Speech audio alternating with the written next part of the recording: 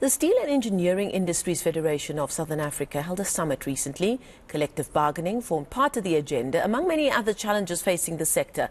There are crucial debates around conditions of employment and labour costs. To unpack this further, we're joined by the Federation's CEO, Lucio Trentini, who joins us virtually from here in Johannesburg. Lucio, thank you so much for your time.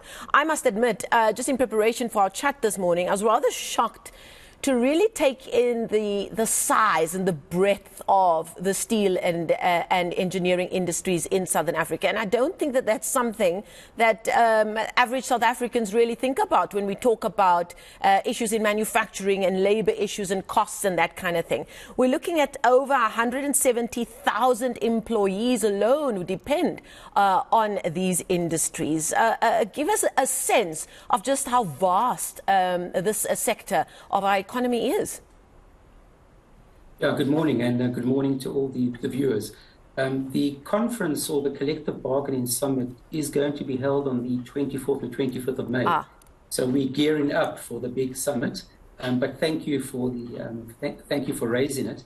Now, this is it's a huge sector. The manufacturing sector share of GDP is about 15%, 14.8%. And the metal and engineering industry sector share of manufacturing is 17%. And the metals and engineering industry share of GDP is 2.5%. I mean, this is a 900 billion rand turnover sector in terms of total sales.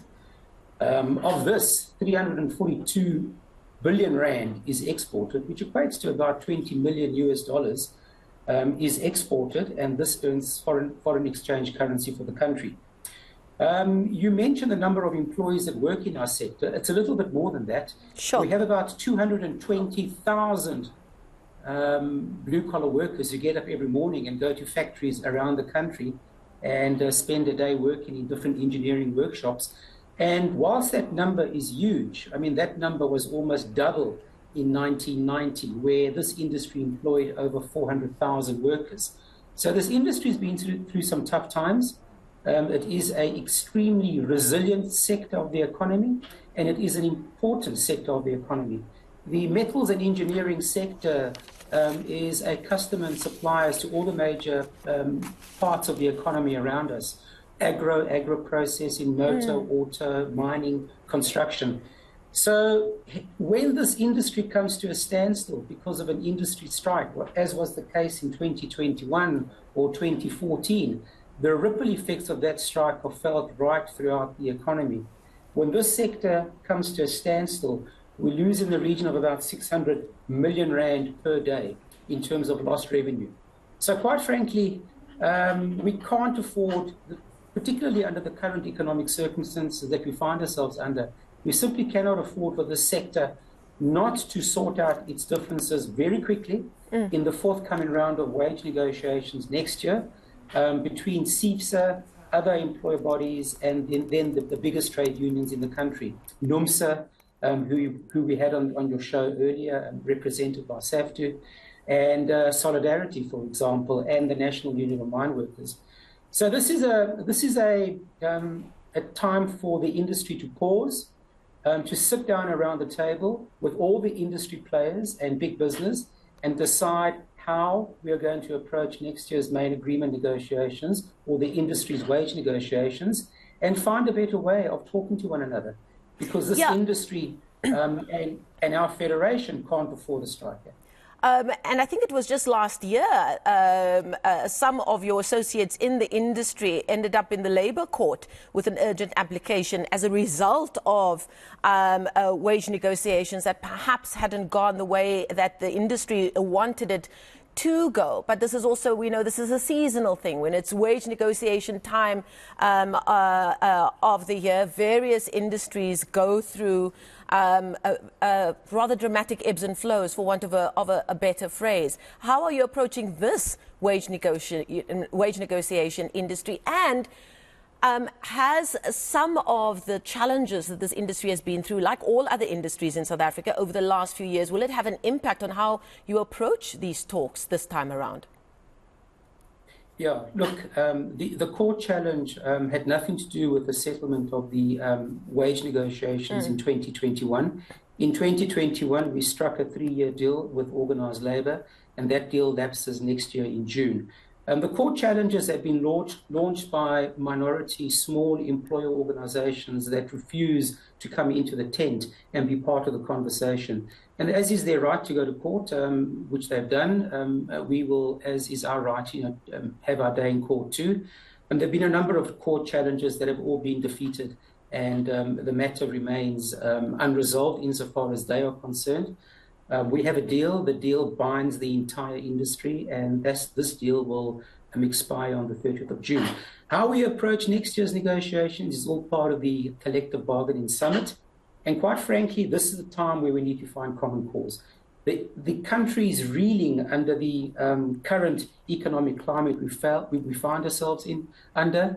Load shedding, as we all know, has had a dramatic and devastating effect on our industry. Not just on the lives of employers who own businesses, but also on the lives of many, many hundreds of workers who get up every morning and go to work. This is a time for labour and business to sit down around the table, talk about the impact of what we want to do and the urgency of finding a quick resolution. I mean, this sector is a sector, for example, in the midst of COVID-19, was able to reach a deal with organised labour covering the entire sector, where we agreed on a 0% wage increase in response to COVID.